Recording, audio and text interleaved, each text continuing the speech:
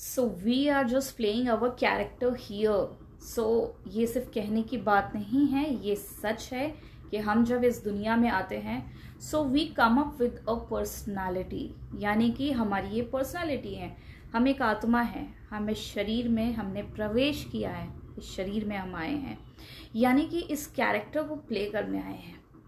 पर इस कैरेक्टर को तो हम प्ले नहीं कर पाते, क्योंकि या तो हम प्ले करना जानते नहीं हैं या तो हमें कोई करने देता नहीं है, क्योंकि lot of manipulation you go through from your family, आपके वर्क एनवायरनमेंट में आपको हमेशा अपने चेहरे बदलते रहना पड़ता है।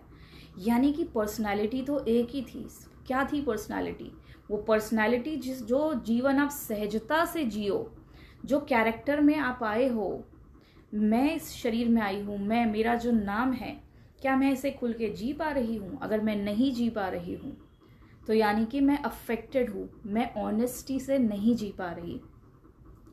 जैसे ही आप अपने इस पर्सनालिटी से दूर होते हो, जो आपका इनेट पर्सनालिटी है, जो अंदर से आप हो वाकई में, अगर आप उसे नहीं जी पा रहे हो, it is the biggest crime जो आप अपने साथ करते हैं या दूसरों के अटैचमेंट की वजह से करते हैं।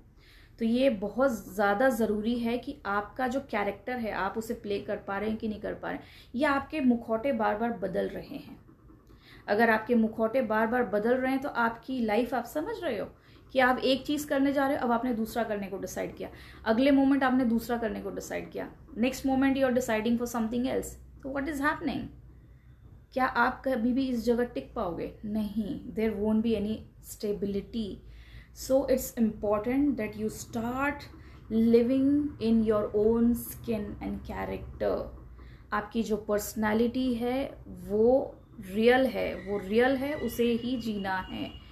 जितने आप मुखौटे क्रिएट करते हैं, हमें लगता है कि हम दुनिया को धोखे दे लेंगे, ऐसा नहीं हो सकता। ये धोखा हम दुनिया को नहीं दे रहे, ये धोखा हम खुद को देते हैं।